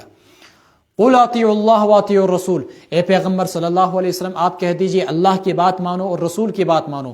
فإن تولوا, سو اگر یہ لوگ روگردانی اختیار کریں, فإنما علیہ, تو پیغمبر کے ذمے ہے, ما حمل, جس کا اس کو مکلف بنایا گیا ہے, جو اس پر ذمہ داری ڈالی گئی. اور پیغمبر کی ذمہ داری کیا؟ وما علینا الا البلاغ, صاف صاف پہنچا دینا. وعلیکم, اور تمہارے پر کیا ہے, تمہاری ذمہ داری کیا ما حملتم، جس کا بوجھ تم پر لادا گیا ہے، جو ذمہ داری تمہارے اوپر ڈالی گئی ہے. وَإِن تُطِيعُوهُ، اور اگر تم پیغمبر کی بات مان لو تو تہتدوا، راہ یاب ہو جاؤ گے. وما علی الرسول، اور نہیں ہے پیغمبر کے ذمے مگر صاف صاف پیغام خداوندی پہنچا دینا. تو کیا رسول اکرم صلی اللہ علیہ وسلم نے صرف پیغام پہنچانے پر، ریڈیو کی خبریں سنانے تک کی طرح صرف اس پر اکتفا کیا؟ نہیں، آپ نے امت کے در در پر جا کر، گھر گھر جا کر اتنی دستکیں دی کہ اور اتنی درد مندی کی کہ خود قرآن کریم نے کہا فَلَعَلَّكَ بَاخِعٌ نَفْسَكَ إِن لَّمْ يَكُونُوا مُؤْمِنِينَ. اے پیغمبر صلی اللہ علیہ وسلم، کیا اپنے آپ کو آپ ان کے غم کے اندر ہلاک کر دیں گے اگر یہ لوگ ایمان نہیں لاتے؟ وعد اللہ الذین آمنوا منکم وعملوا الصالحات، اللہ کا وعدہ ہے ان لوگوں سے جنہوں نے تم میں سے ایمان لایا. بعض صحابہ رسول اکرم صلی اللہ علیہ وسلم کے پاس آئے، یا رسول اللہ 13 سال مکہ میں ہم نے زندگی گزاری مصائب اور پریشانیوں کے اندر، ہر وقت کفار کی مار پٹائی کا اور ان کے ستانے کا ہمیں اندیشہ رہتا تھا. اب ہم مدینہ منورہ میں آئے تھے تاکہ سکون کی سانسیں جی سکیں، لیکن ہمیں دن رات ہتھیار باندھ کے رہنا پڑتا ہے اور ہر وقت ہمیں یہ اندیشہ رہتا ہے کہ دشمن بائیں سے حملہ کرے یا دائیں سے حملہ کرے، کہیں اندر سے بنو قریظہ اور یہودی حملہ نہ کر دیں اور خارجی دشمن باہر سے کہیں مشرکین مکہ حملہ نہ کر دیں. کیا ہم کبھی سکون کا، چین کا سانس لے سکیں گے؟ اس پر اللہ نے فرمایا نہیں، اللہ تمہیں ابھی اقتدار سے بھی نوازے گا. اللہ کا وعدہ ہے ان لوگوں سے جنہوں نے ایمان لایا تم میں سے اور نیک کام کیے، لَيَسْتَخْلِفَنَّهُمْ فِي الْأَرْضِ، یقیناً انہیں زمین کے اندر حکومت دے گا. كَمَا اسْتَخْلَفَ الَّذِينَ مِن قَبْلِهِمْ، جیسے کہ حکومت دی ان لوگوں کو جو ان سے پہلے تھے. وَلَا يُمَكِّنَنَّ لَهُمْ، اور زمین میں اللہ دِينَهُمُ الَّذِي ارْتَضَىٰ لَهُمْ، اور اللہ تعالیٰ ان کے دین کو طاقت دے گا، مضبوط کرے گا، جس دین کو اللہ نے ان کے لیے پسند کیا ہے. الذی ارتضی لہم، اور یمکنن، جو اللہ نے طاقت دے گا، قوت دے گا. ولا یبدلنہم، تیسرا وعدہ، اور اللہ یقیناً بدل دے گا ان کی اس خوف کی حالت کو اس کے بعد کس سے؟ امن سے، سکون سے، چین سے. تو 3 وعدے اس میں فرمائے. دین کو اللہ مضبوط کرے گا، قرآن کو اللہ مضبوط کرے گا، پوری دنیا میں اسی دین کا بول بالا رہے گا، اہل ایمان کو حکومت دی جائے گی، اور خلفائے راشدین کو اور اس کے بعد صحابہ اور تابعین کو حکومت دی گئی. اور تیسری چیز، روئے زمین پر مسلمان سکون اور چین کے ساتھ رہیں گے، خوف کی زندگی سے نہیں جئیں گے. یہ 3 وعدے پورے ہوئے. یعبدوننی، بس وہ میری ہی بندگی کرتے رہیں. لا یشرکون بی شیئا، میرے ساتھ کسی کو شریک نہ ٹھہرائیں. ومن کفر بعد ذلک، اور جو اس کے بعد کفر اختیار کرے گا، فاولئک هم الفاسقون، یہی لوگ ہیں فاسقین. واقیموا الصلاۃ، نماز قائم کیجئے. وآتوا الزکاۃ، زکات دیجئے. واطیعوا الرسول، اور رسول کی اطاعت کیجئے. لعلکم ترحمون، تاکہ تم پر رحم کیا جائے. لعل کا لفظی ترجمہ ہوتا ہے شاید کی، لیکن یہ لعل قرآنی زبان میں یقین کے لیے استعمال ہوتا ہے. یاد ہے جو کس کے لیے؟ یقیناً تم پر رحم کیا جائے گا اگر تو اتنا قائم کریو. کیا؟ اقیم الصلاۃ، آتوا الزکات، اطیعوا الرسول، نمازوں کا قیام، زکوٰۃ کا قیام، اور اسی طریقے سے اطاعت رسول. لا تحسبن الذین کفروا معجزین فی الارض، اے پیغمبر صلی اللہ علیہ وسلم آپ ہرگز خیال نہ کریں ان لوگوں کو جنہوں نے کفر کیا کہ وہ اللہ کو ہرا دیں گے زمین کے اندر، ان کا ٹھکانہ دوزخ ہے. وَلَبِئْسَ الْمَصِيرُ، اور وہ انتہائی بدترین ٹھکانہ ہے. یا ایھا الذین آمنوا، اے ایمان والو، لیستأذنکم الذین ملکت ایمانکم، اجازت طلب کریں تم سے وہ لوگ، الذین ملکت ایمانکم، جو تمہاری ملکیت میں ہے، یعنی تمہارے غلام باندی. دیکھیے پیچھے ایک اصول آیا تھا کہ غلام باندیوں سے پردہ نہیں، نابالغ بچوں سے پردہ نہیں، لیکن قرآن کریم نے کہا کہ 3 اوقات ایسے ہیں جن اوقات میں عموماً انسان اپنے زائد کپڑے اتار کر سوتا ہے. صبح فجر سے پہلے، دوپہر کو قیلولہ کرنے کے لیے، اور اسی طریقے سے عشاء کے بعد. عموماً اس میں انسان اپنے کپڑے اتار دیتا ہے. گھر کے ذمہ داروں کو اس بات کا باضابطہ باری تعالیٰ کی طرف سے مکلف بنایا گیا کہ ان 3 اوقات میں تمہارے بچے اور تمہارے غلام باندی بھی تمہارے پاس بغیر اجازت کے داخل نہ ہوں. ایسا نہ ہو کہ تم کہیں بے لباس ہو اور ان کی نظر تم پر پڑ جائے. قرآن حیا کا درس دیتا ہے. والذین لم یبلغوا الحلم، اور وہ بچے جو ابھی بلوغت کو نہیں پہنچے تم سے 3 مرات، 3 بار. باقی عام انسانوں کے لیے تو ہر وقت پردہ اور اجازت طلب کرنا ہے ہی، جو کہ پیچھے بھی گزر گیا. من قبل صلاۃ الفجر، فجر کی نماز سے پہلے. وحین تضعون ثیابکم من الظہیرۃ، اور جس وقت تم اپنے کپڑے اتار دیتے ہو یعنی زائد کپڑے دوپہر میں. ومن بعد صلاۃ العشاء، اور عشاء کی نماز کے بعد. 3 عورات لکم، یہ 3 اوقات ہیں تمہارے پردے کے. تمہارے لیے لیسا علیکم ولا علیہم جناح بعدہن، نہیں ہے تم پر اور نہیں ان پر کوئی حرج ان کے بعد، طوافون علیکم بعضکم علی بعض، تم میں سے تو بعض کے پاس چکر لگاتے ہی رہتے ہیں، کذالک یبین اللہ لکم الآیات، ایسے اللہ نے کھول کھول کر حکم بیان کیا۔ کوئی شرم و حیا انسان کہے کہ اللہ شرماتا ہے باتوں کو بیان کرنے سے، ان اللہ لا یستحیی، اللہ حق بات بیان کرنے سے شرماتا نہیں ہے، واللہ علیم حکیم، اللہ علم والے حکمت والے ہیں۔ وَإِذَا بَلَغَ الْأَطْفَالُ مِنْكُمُ الْحُلُومَ، اور جب تم میں سے بچے بلوغت کو پہنچ جائیں، فَلْيَسْتَأْذِنُوا، تو وہ تم سے اجازت طلب کریں، جیسے کہ وہ تم سے کما استأذن الذین، جیسے کہ اجازت طلب کی ان لوگوں نے جو ان سے پہلے تھے، کما استأذن الذین، جیسے کہ اجازت طلب کی ان لوگوں نے جو کہ ان سے پہلے تھے، کذالک یبین اللہ لکم آیاتہ، اسی طریقے سے اللہ تمہارے سامنے اپنی آیات کو بیان کرتا ہے، واللہ علیم حکیم، اللہ جاننے والے ہیں حکمت والے ہیں۔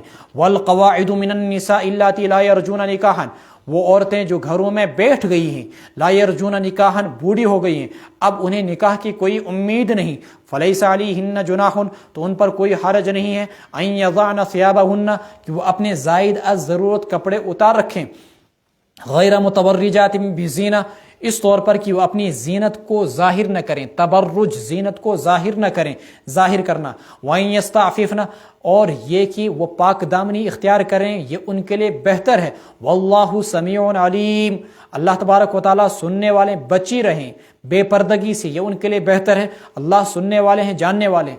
عورتوں میں زندگی کا ایک سٹیج وہ آتا وہ بوڑھی ہو جاتی ہیں، چہروں پر جھریاں پڑ گئی، اب وہ حیض و نفاس سے نا امید ہو گئی، 55 سے اوپر ہو گئی، ٹھیک ہے کہ نہیں، نکاح کے بھی کوئی دور دور تک امید نہیں، تو کیا ان کو بھی زائد کپڑے، اپنے چہرے کا کپڑا، جیسا کہ قرآن میں جا بجا آیا، وَلْيَضْرِبْنَ بِخُمُرِهِنَّ عَلَى جُوبِهِنَّ، اور اسی طریقے سے یدنین علیہن من جلابیبہن، یہ سارے کے سارے زائد کپڑے ان کو بھی پہننے کی ضرورت ہے، فرمایا نہیں۔ دیکھیں مطلقاً جسم کا پردہ کرنا ہر عورت پر فرض ہے، ٹھیک ہے کہ نہیں، وہ اپنے ہوں یا غیر ہوں، مطلقاً، لیکن کچھ زائد، مثلا چہرے کا پردہ، ایسے کبھی سر کے 1-2 بال کھل گئے، یا اسی طریقے سے ہاتھ کھل گئے، یا اسی طریقے سے پاؤں کھل گئے، کیا عورتوں کو جو کہ بالغ ہوں، یا اس بالغ نہیں جو کہ بوڑھی ہو چکی ہوں، کیا ان کے لیے ان ساری چیزوں کا پردہ اجنبی لوگوں سے کرنا ضروری ہے؟ قرآن کریم نے کہا زائد کپڑوں کو انہیں استعمال کرنے کی ضرورت نہیں، لیکن شرط کیا ہے کہ وہ زندگی کی سٹیج پر پہنچ گئی ہوں کہ اب ان کے اندر نکاح کی کوئی آس و امید باقی نہ رہی ہوں۔ لیس علی الاعمی حرج، لیکن یہ فرمایا گیا کہ ان کو زیب و زینت نہیں کرنی ہے، غیر متبرجات بزینہ، سانچ بوجھتے اچھن سورم لاگن، اور تم پلو سوٹ لال چوک پہ انن 5 ساس نین، انسان حیران رہ جاتا ہے، ٹھیک ہے کہ نہیں، تو ماؤں اور بہنوں کو ٹھیک ہے آپ کو کپڑے لگانے، لیکن زیب و زینت نہیں کرنی ہے۔ لیس علی الاعمی حرج ولا علی الاعرج حرج ولا علی المریض حرج ولا علی انفسکم ان تأکلوا من بیوتکم۔ اس آیت کو سمجھنے سے پہلے اہل عرب کے ایک رواج کو دیکھنا پڑے گا۔ عرب کے اندر ایک رواج تھا نہد۔ نہد کا مطلب یہ تھا کہ مختلف قسم کے لوگ، جیسے ہم لوگ ہیں، اپنے گھر سے سب نے کھانا ساتھ لایا، کسی کا کام، کسی کا زیادہ، کسی کی دال، کسی کی سبزی، کسی کی روٹی، کسی کا چاول، کسی کا گوشت، پھر اس کھانے کو ملایا اور سب نے مشترکہ طور پر کھایا۔ کون کم کھا رہا ہے، کون زیادہ کھا رہا ہے، کون کیا کھا رہا ہے، کون کیا نہیں کھا رہا ہے، اس چیز کا پھر اعتبار پیش نظر نہیں ہوتا تھا۔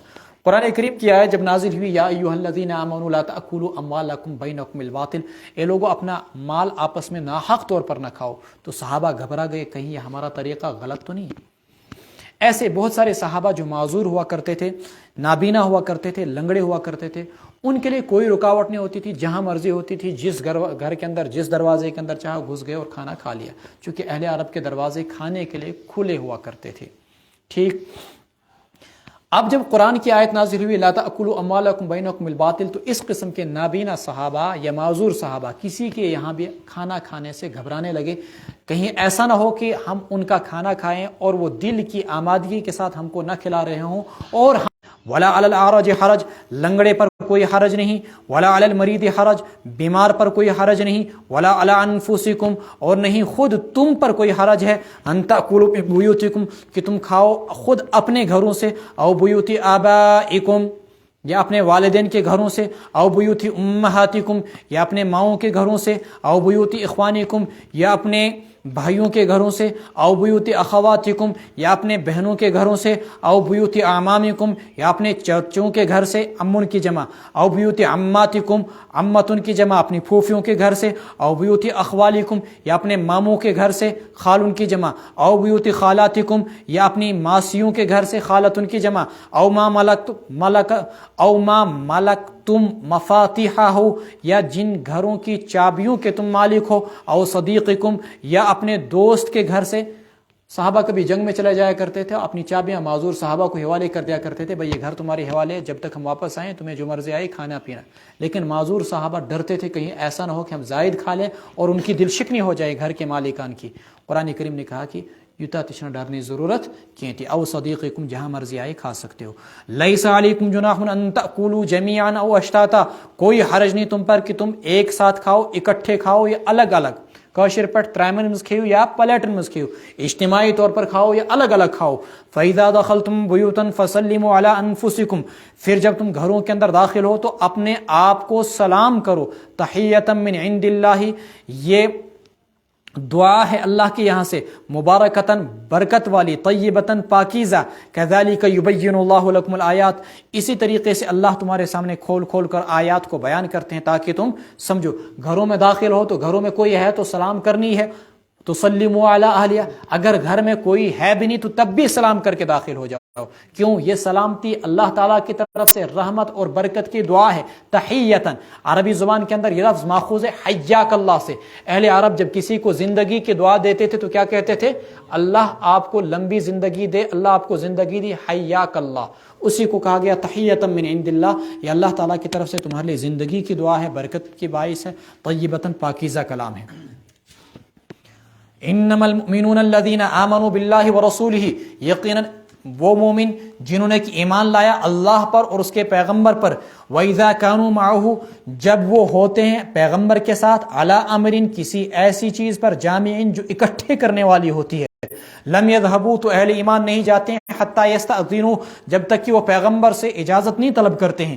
ان الذین یستأذنونک، جو اجازت طلب کر کے جاتے ہیں، اولئک الذین، یہی ہیں وہ لوگ جو اللہ اور اس کے رسول پر ایمان رکھتے ہیں۔ فإذا استأذنوک لبعض شأنہم، اے پیغمبر جب وہ آپ سے اجازت طلب کریں اپنے کسی کام کے لیے، فأذن لمن شئت منہم، آپ ان میں سے جسے چاہیں اجازت دے دیں، واستغفر لهم اللہ، لہم اللہ، آپ ان کے لیے اللہ سے استغفار کریں، یقیناً اللہ بخشنے والے بڑے مہربان ہیں۔ رسول اکرم صلی اللہ علیہ وسلم صحابہ کی جب کوئی میٹنگ یا مشورہ بلاتے یا صحابہ آپ کے پاس اکٹھے ہوتے تو ان میں سے صحابہ آپ کی مجلس سے بغیر اجازت کے کبھی اٹھ کر نہ جاتے، لیکن جو منافقین ہوتے وہ پیچھے پیچھے پیچھے آہستہ آہستہ سے دروازے سے کھسک کے بھاگ جاتے، یعنی انہیں اللہ کے رسول میں کی مجلس میں بیٹھنے کو دل نہ کرتا، جبکہ صحابہ اپنے قدم جما کر یتوانن کوشر پیٹ کچھ پھٹ رہے تھے اس بہوان، ٹھیک ہے کہ نہیں؟ صحابہ اللہ کی مجلس سے، اللہ کے رسول کی مجلس سے بغیر اجازت کے نہیں نکلا کرتے تھے۔ تو قرآن کریم نے کہا کہ یہ جو صحابہ آپ کے ساتھ ہوتے ہیں ان کی خاصیت یہ ہے کہ وہ آپ سے اجازت طلب کے بغیر نہیں نکلتے ہیں۔ ان الذین یستأذنونک، اور جب جاتے بھی ہیں تو اجازت طلب کر کے جاتے ہیں، ان کا اجازت طلب کر کے نکلنا یہ ان کے ایمان کی علامت ہے۔ اور پھر اللہ کے رسول کو بھی کہا گیا جب آپ سے اجازت طلب کریں کسی کام کی غرض سے تو آپ ان کو اجازت دے دیں جسے آپ چاہیں، لمن شئت منہم واستغفر لهم اللہ ان اللہ غفور رحیم۔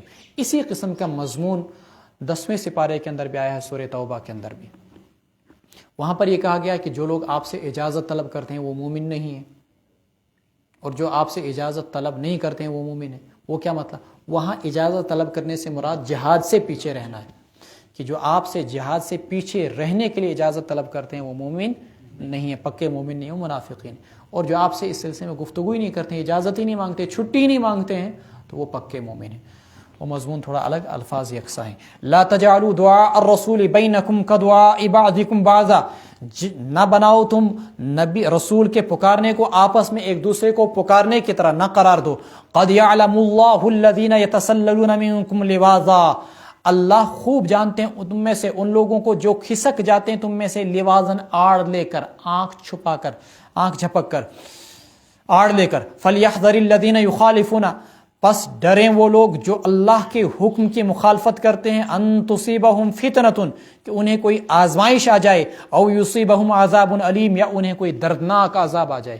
بعض نے اس کی ضمیر کا مرجع رسول اللہ صلی اللہ علیہ وسلم کی طرف لیا کہ جو لوگ رسول اللہ صلی اللہ علیہ وسلم کے حکم کی مخالفت کرتے ہیں انہیں اللہ کے عذاب سے، اللہ کی طرف سے بڑی آزمائش سے ڈرنا چاہیے۔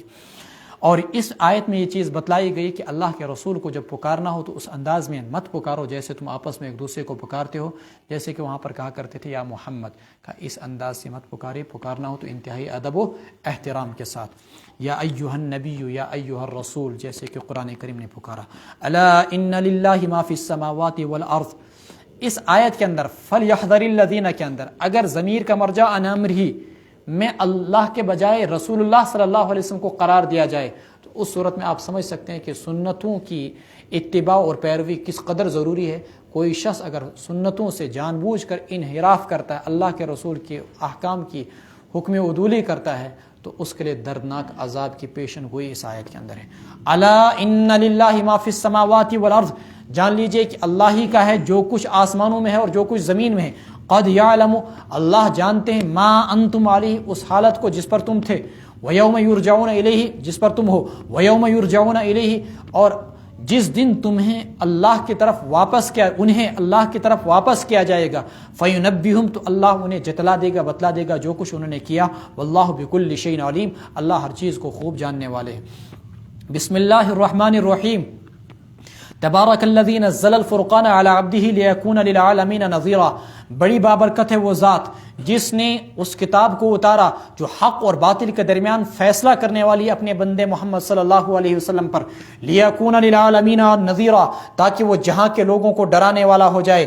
الذی لہ ملک السماوات والارض، اللہ جس کے لیے زمینوں کی بادشاہت، جس کے لیے آسمان کی بادشاہت، ولم یتخذ ولدا، اس نے کسی کو اولاد نہیں بنایا، ولم یکن لہ شریک فی الملک، اور نہیں ہے اس کا بادشاہت میں کوئی شریک، وخلق کل شیء، اللہ نے ہر چیز کو پیدا کیا، فقدرہ تقدیرا، پھر اس کا ایک انداز بھی بنایا، فقدرہ تقدیرا۔ اس آیت کے اندر اور پچھلی آیت کے اندر مطلقاً اللہ تعالیٰ کی قدرت اور شہنشاہیت کو بیان کیا گیا ہے۔ زمین و آسمان ہر چیز اللہ تعالیٰ کی، اللہ کی بادشاہت میں کوئی شریک نہیں، اللہ نے ہر چیز کو پیدا کیا اور پیدا کرنے کے بعد ہر چیز کو فہدا۔ سبح اسم ربک الاعلی الذی خلق فسوی والذی قدر فہدا، زندگی گزارنے کے ڈھنگ اور طریقے سکھائے۔ کون بکری کو سکھاتا ہے کہ آپ کو پتوں کو چننا ہے اور گھاس کو کھانا ہے؟ شیر کو کون سکھلاتا ہے پیدا ہوتے ہی کہ تجھے گوشت کھانا ہے؟ بچے کو کون سکھلاتا ہے پیدا ہوتے ہی کہ تجھے اپنی ماں کا دودھ پینا ہے؟ یہ ساری کے ساری تربیت اور ٹریننگ دینے والی ذات اللہ کی ہے۔ وَاتَّخَذُوا مِن دُونِهِ آلِهَةً لَا يَخْلُقُونَ شَيْئًا، انہوں نے اللہ کو چھوڑ کر ایسے معبود بنائے کہ لا یخلقون شیئا، جنہوں نے کسی بھی چیز کو، جو کسی بھی چیز کو پیدا نہیں کرتے، وہم یخلقون، اور وہ خود پیدا کیے جاتے ہیں، ولا یملکون لانفسہم، اور نہیں مالک ہیں وہ اپنی ذات کے لیے کسی نقصان کے، ولا نفع، اور نہیں کسی نفع کے، ولا یملکون موتا ولا حیاتا ولا نشورا، اور نہیں مالک ہیں وہ موت کے اور نہیں زندگی کے، یعنی کسی کو مارنے کے، کسی کے زندگی کے، ولا نشورا، اور نہیں مار کر کسی دوبارہ زندہ کرنے کے، کسی بھی چیز کے وہ مالک نہیں۔ جن چیزوں کو انہوں نے خدا تعالیٰ کا ساجی اور شریک قرار دیا، وقال الذین کفروا، خود تو ان پتھروں کی پوجا اور پرستش کرتے ہیں، ان کی حالت یہ ہے، اور پیغمبر کے متعلق کیا کیا کہتے ہیں، اور حق راستے کو اختیار نہیں کرتے ہیں۔ دیکھیے، وقال الذین کفروا، کہا ان لوگوں نے جنہوں نے کفر کیا، ان ھذا الا افک افتراہ، یہ تو صرف ایک بہتان ہے جسے اس نے گھڑ لیا، وعانہ، اور اس کی مدد کی ہے، علیہ، اس گھڑنے میں، قوم آخرون، دیگر لوگوں نے، فقد جاءوا ظلما وزورا، انہوں نے بڑی ظالمانہ بات کہی، وزورا، زورا، اور بڑی جھوٹ اور تہمت کی بات کہی پیغمبر کے متعلق۔ یوں کہا کرتے تھے کہ یہ قرآن ان کی اللہ کی طرف سے اتاری ہوئی کتاب نہیں، بلکہ خود اس کو گھڑ لیا اور پھر دیگر لوگوں سے مدد حاصل کی، اور ان سے مدد حاصل کر کے پھر یہ اس کتاب کو لکھتے اور ہمارے سامنے پیش کرتے ہیں۔ وقالو، یوں کہتے ہیں کہ پہلوں سے منقول کہانیاں ہیں، اساطیر الاولین نکتتبھا، جو اس نے لکھ لی ہیں، فہی تملی علیہ، وہی اس کے سامنے پڑھی جاتی ہیں، بکرتم و اصیلا، صبح اور شام، اصیلا آصال، پیچھے ابھی لفظ آیا تھا۔ قل انزلہ الذی، آپ کہہ دیجئے تمہیں کیا خبر، اتارا اس قرآن کریم کو اس ذات نے جو جانتا ہے پوشیدہ حالات، ساری پوشیدہ چیزوں کو جو آسمانوں میں ہے اور زمین میں ہے. انہ کان غفور الرحیم، یقیناً اللہ کی ذات بخشنے والی ہے، بڑی مہربان ہے. وقالو، اور کفار یوں کہتے ہیں، مالی ھذا الرسول، اس پیغمبر کو کیا ہو گیا. دیکھیں نا صحیح کہ کن کن چیزوں کو پیغمبری کے راہ میں، نبوت کے راہ میں رکاوٹ سمجھتے تھے. مالی ھذا الرسول، اس پیغمبر کو کیا ہو گیا. یأکل الطعام، کھانے کھاتا ہے. ویمشی فی الاسواق، بازاروں میں چلتا ہے. اگر یہ پیغمبر ہے تو لولا انزل الیہ ملک، اس کے ساتھ کوئی فرشتہ کیوں نہیں اترا. فیکون معہ نذیرا، تو وہ اس کے ساتھ ڈرانے والا ہوتا. بات وہی آئی، اگر اللہ تبارک و تعالیٰ واقعتاً کسی فرشتے کو اتارتے پھر یہ ایمان نہ لاتے تو ان سب کو صفحہ ہستی سے مٹا دیا جاتا، جبکہ اللہ کو ان کی بقا منظور تھی، ان کی فنا منظور نہ تھی. او یلقا الیہ کنز، یا ان کی طرف کوئی خزانہ اتارا جائے. او تکون لہ جنت یأکل منہا، یا اس کے پاس کوئی باغ ہو، یأکل منہا، جس میں سے وہ کھاتا ہو. وقال الظالمون، اور ان ظالموں نے یہ بات بھی کہی کہ ان تتبعون، نہیں تم پیروی کرتے ہو مگر ایک ایسے شخص کے جس پر جادو کر دیا گیا ہے. الا رجلا مسحورا، انظر اے پیغمبر آپ دیکھیں تو صحیح، کیف ضربوا لک الامثال، کیسی کیسی مثالیں یہ آپ کے لیے بیان کرتے ہیں. فضلوا، یہ راہ راست سے بھٹک کر ہٹ کر دور چلے گئے. فلا یستطیعون سبیلا، یہ راستے پر واپس آ بھی نہیں سکتے ہیں. تبارک الذی انشاء جعل لک، بڑی بابرکت ہے وہ ذات اللہ کی. انشاء، اگر اللہ چاہتے، جعل لک خیرا من ذلک، آپ کے لیے اس سے بہتر چیزوں کو بناتے. ایسے باغات تجری من تحت الانہار، جن کے نیچے نہریں بہتی ہوتی. ویجعل لک قصورا، اور آپ کے لیے محلات بھی بناتے. لیکن مومن کے لیے دنیا نہیں، مومن کے لیے کس کا وعدہ کیا گیا ہے؟ جنت کا اور آخرت کا وعدہ کیا گیا ہے. یہ چیزیں دنیاوی تعلی اور ترقی کا باعث نہیں ہیں. اگر باغات ہی ترقی کا باعث ہوتے تو نضر بن حارث یا طائف کے لوگوں پر نبوت اترتی، یا ولید ابن مغیرہ پر نبوت اترتی، جن کے باطن اور جن کے قلوب اندر سے شرک کی سیاہیوں سے بالکل ظلمت کدہ بنے ہوئے تھے، جن کے قلوب، ان پر نبوت اترتی. معلوم ہوا کہ دل صاف و شفاف ہونا چاہیے، اور نبوت کسبی نہیں، وہ بھی نہیں. اللہ تبارک و تعالیٰ نے پوری کائنات کے اندر حضرت محمد رسول اللہ صلی اللہ علیہ وسلم کو چنا، منتخب کیا، اور آپ کو پوری کائنات کا پیغمبر بنایا. بل کذبوا بالساعۃ، بلکہ یہ لوگ قیامت کو جھٹلاتے ہیں. واعتدنا لمن کذب بالساعۃ سعیرا، اور ہم نے ان لوگوں کے لیے جو کہ قیامت کو جھٹلائیں ان کے لیے دہکتی ہوئی آگ تیار کی ہے. جہنم کا زبردست مضمون. اذا رأتهم من مکان بعید، جب یہ لوگ اس جہنم کی آگ کو دیکھیں گے دور جگہ سے، سمعوا لها تغیظا، سنیں گے وہ اس کے جوش مارنے کو، وزفیرا، اور اس کے چنگاڑنے کو. تغیظاً، مارے غصے کے. جب جہنم ان کو دیکھے گی تو جہنم کو شدید غصہ آئے گا، اور غصے کی وجہ سے جہنم جوش مارے گی، جس کی وجہ سے اس کے اندر آواز پیدا ہوگی. اس آواز کو قرآن کریم میں کہا جاتا ہے تغیظ. وزفیراً، اور ان کے چنگاڑنے، جہنم کے چنگاڑنے کو دیکھے گی. وَإِذَا أُلْقُوا، دیکھیں گے یہ لوگ. وَإِذَا أُلْقُوا مِنْهَا، پھر جب ان کو جہنم میں ڈالا جائے گا تو کیسے ڈالا جائے گا؟